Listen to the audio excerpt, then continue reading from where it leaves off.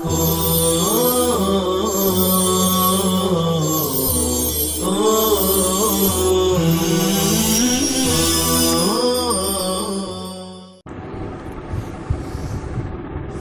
الله الرحمن الرحيم. وكذا إذا قال هذا أحسن شيء في الباب أو نحوه. قال الحافظ الذهبي في نقده لبيان الوهم والإيهام على صفحة 83. قال البخاري أحسن شيء فيه حديث رباح، فقول البخاري أحسن لا يقتضي تحسينه، فما هو إلا ضعيف.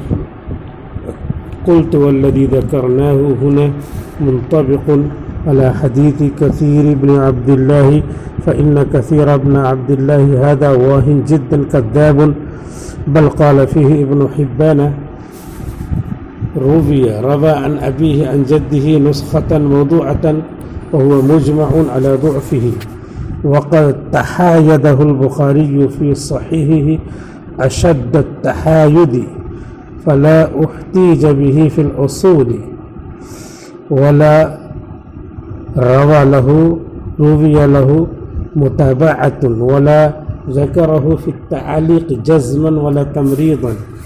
وحديث هذا لو صح لكان حجة في الباب، فإنه لا يصح في هذا الباب حديث صحيح، وإنما الاحتجاج به بآثار صحابته. وقد نقل غير واحد عن الإمام أحمد رحمه الله أنه قال ليس يروى في التكبير في العيدين حديث صحيح عن النبي صلى الله عليه وسلم. قلت وهذا هو المعتمد، وقد تتبعت ما في الباب فلم أجد ما يصح فيه، فانظر إن شئت كتابنا هدي النبي صلى الله عليه وسلم في العيدين. وكذا إذا قال،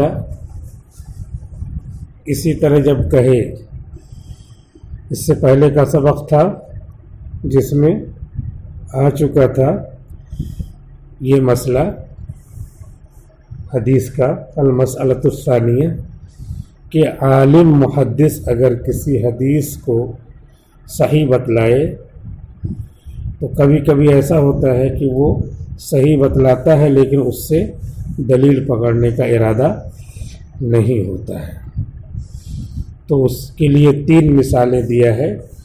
ایک مثال ترمذی شریف میں علل ترمذی میں ہے.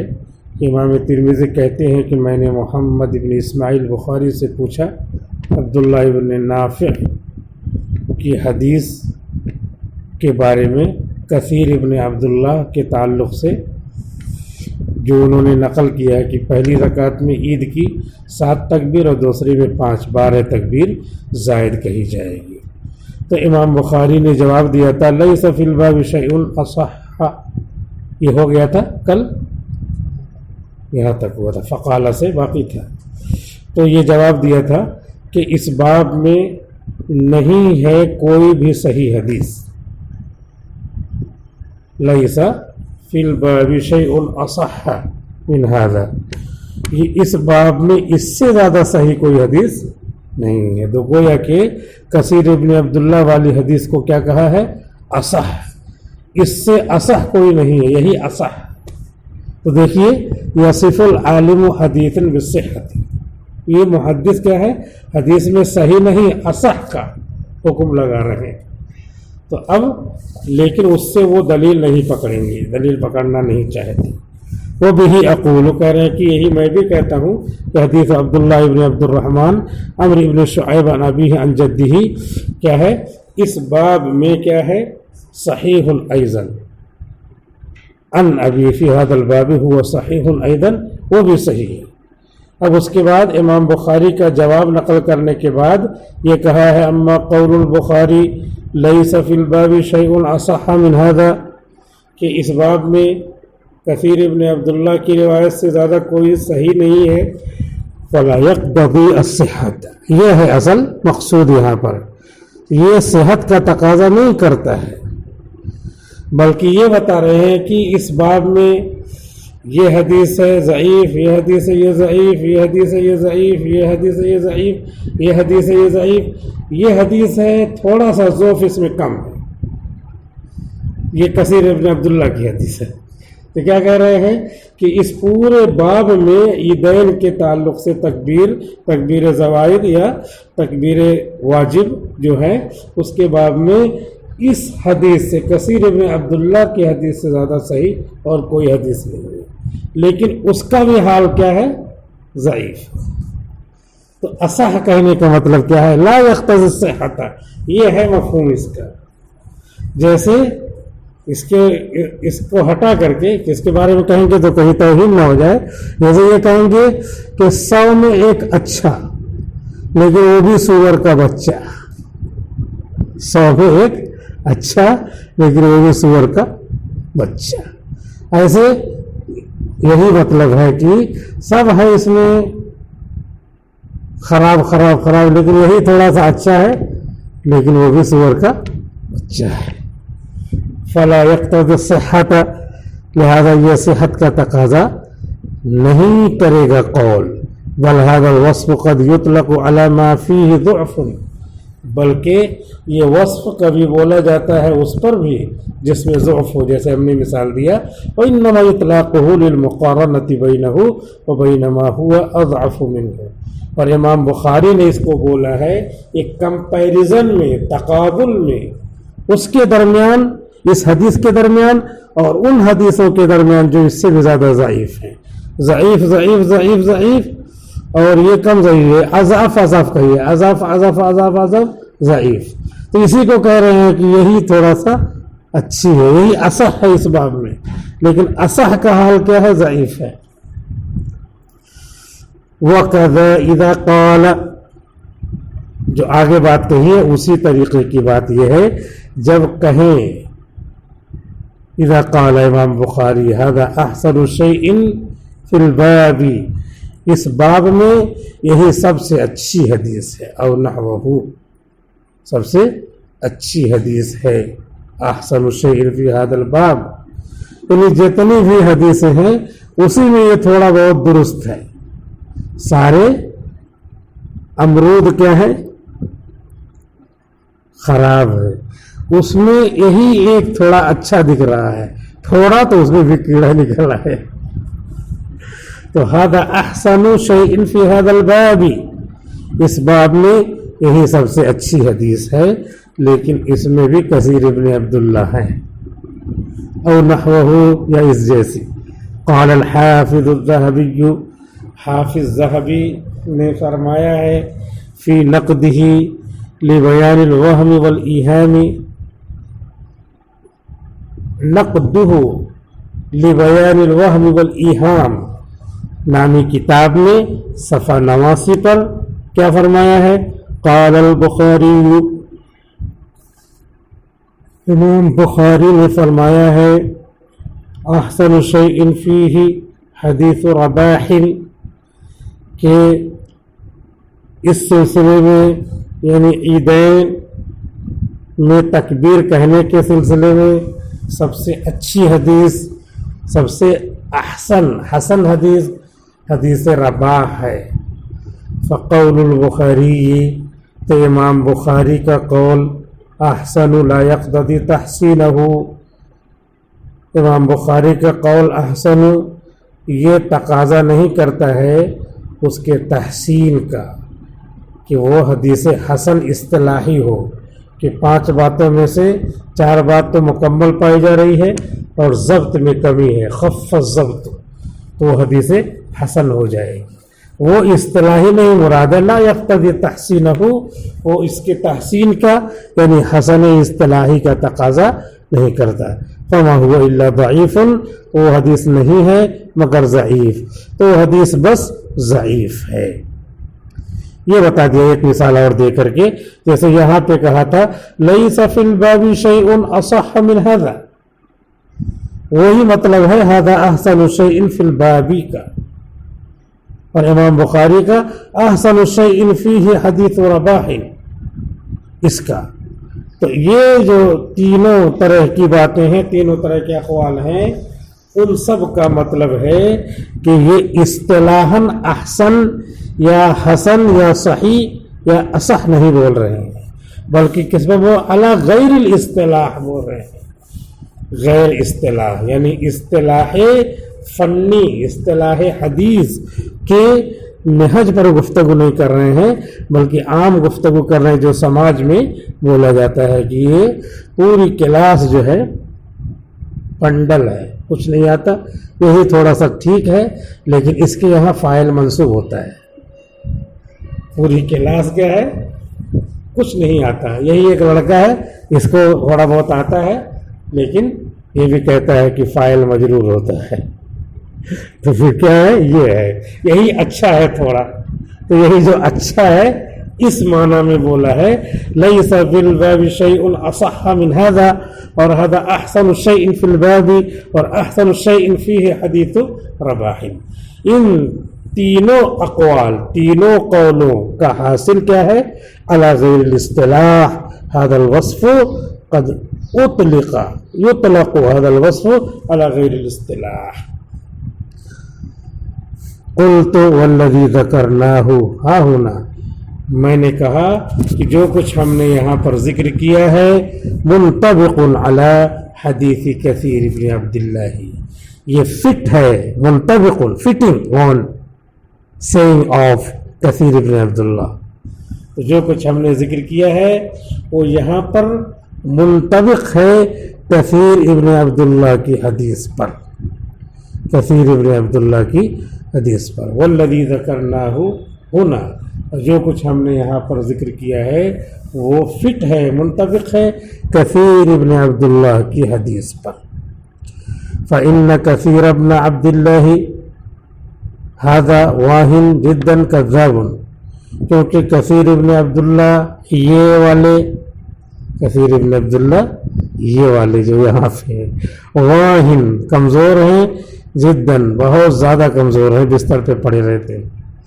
وہ کمزور نہیں مراد ہے، یہ کمزور مراد ہے حدیث والا، ضبط اور عدالت ان کی بالکل معتبر نہیں ہے. کذاب جھوٹے ہیں، اور جو کذاب ہوتا ہے اس کی حدیث موضوع ہوا کرتی ہے. قلت والذی ذکرناہ ہنا، میں نے کہا ہے کہ جو کچھ ہم نے یہاں ذکر کیا ہے یہ فٹ ہے، منطبق علی کثیری علی حدیث کثیر بن عبداللہ، کثیر ابن عبداللہ کی حدیث پر. فإن کثیر ابن عبداللہ ھذا واہن جدا کذاب، کیونکہ کثیر ابن عبداللہ یہ کمزور ہے، بہت زیادہ کذاب ہے. بل قال فیہ ابن حبان، بلکہ ان کے سلسلے میں ابن حبان نے کہا ہے.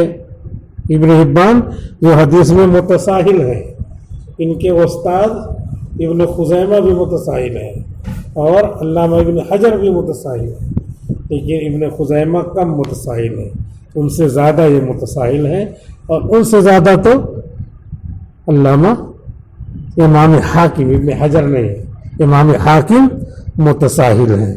تو ان کا وہ جو ہے متساہلین کا نام ہے، ابن حجر نہیں ہے، وہ امام حاکم، حاکم مستدرک متساہل ہے.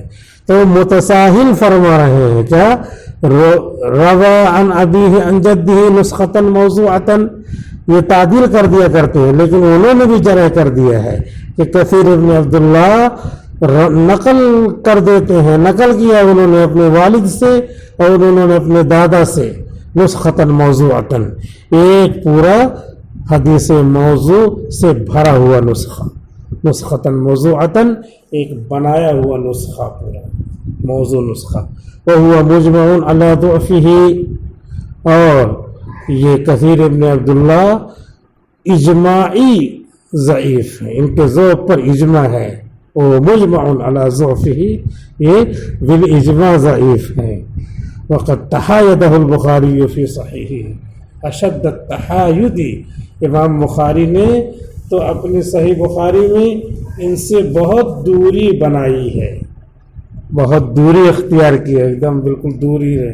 کثیر ابن عبداللہ آ رہا ہے، اپنی کتاب اٹھا کے یہاں رکھ دیا ہے، وقد تحایدہ البخاری، امام بخاری نے ان سے دوری بنا رکھی ہے، فی صحیحہ یعنی صحیح بخاری میں، اشد التحایدی بہت زیادہ دوری، فلا احتج بہ فی الاصول، لہذا ان سے اصول میں دلیل نہیں پکڑی ہے، یا فلا احتجج تو ان سے دلیل نہیں پکڑی گئی ہے اصول میں اور نہیں پکڑی ہے، ولا روا لہ متابعتاً اور ان کی متابعت بھی نہیں نقل کیا ہے، ولا ذکرہ فی التعالیق تعلیقات میں بھی ان کو ذکر نہیں کیا ہے، جزماً ولا تمریزاً نہ صیغہ معروف کے ساتھ اور نہ صیغہ مجہول کے ساتھ۔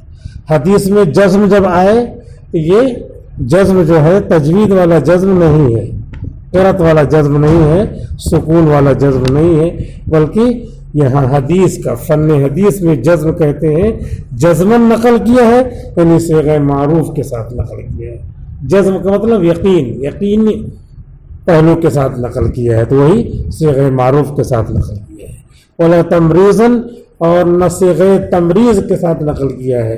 صیغہ تمریز مریض بنا دینے والا صیغہ، یعنی صیغہ مجہول فعل مجہول کے ساتھ نقل کرے تو صیغہ تمریز کہتے ہیں۔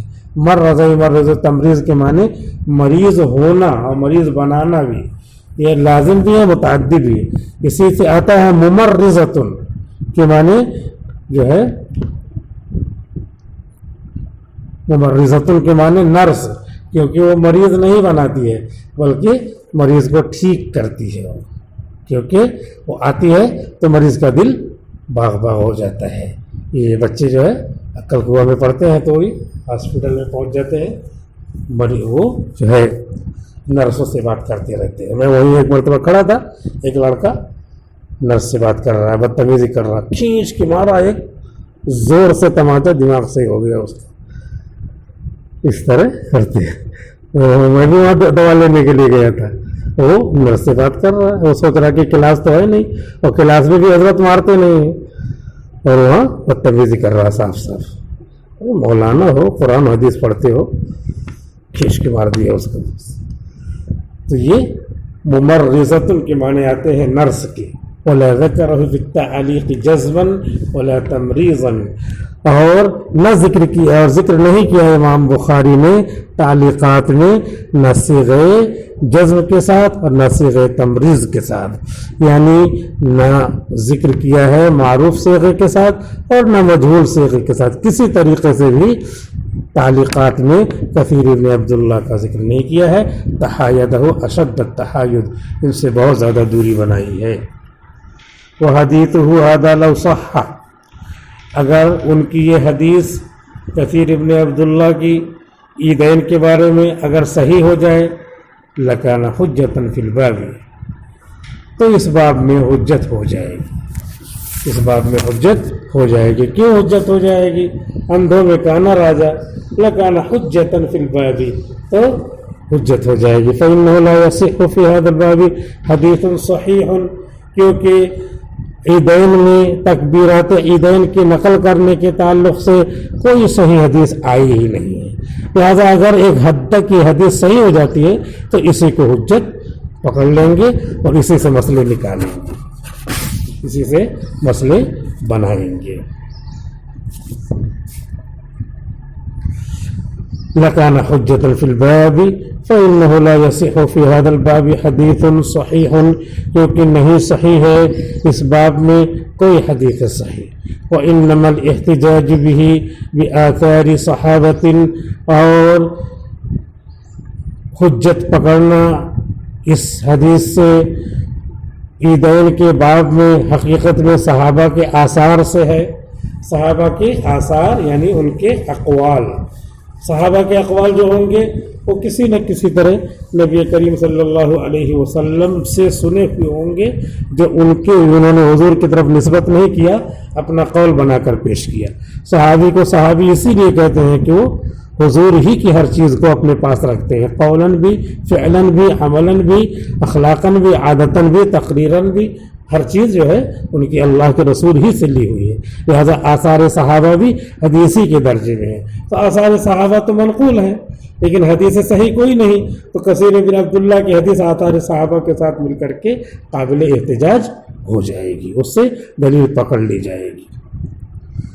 وقد نقل غیر واحد عن الامام احمد، اور امام احمد رحمہ اللہ سے نقل کیا ہے غیر واحد، بہت سارے راویوں نے، غیر ایک کے علاوہ نہیں، ایک بہت اچھے نہیں ہے بقیہ سب لوگوں نے، غیر واحد تعبیر ہے، یعنی ایک نے نہیں بلکہ ایک کے علاوہ 2 3 4 5 غیر واحد، کئی ایک نے، کئی ایک بھی ترجمہ کر دے، کئی بھی ترجمہ کر دے۔ وقد نقل غیر واحد عن الامام احمد رحمہ اللہ انہ قال، اور امام احمد رحمۃ اللہ علیہ سے کئی ایک راویوں نے نقل کیا ہے کہ آپ نے فرمایا ہے۔ بس وقت پورا ہو گیا، والسلام علیکم ورحمۃ اللہ وبرکاتہ۔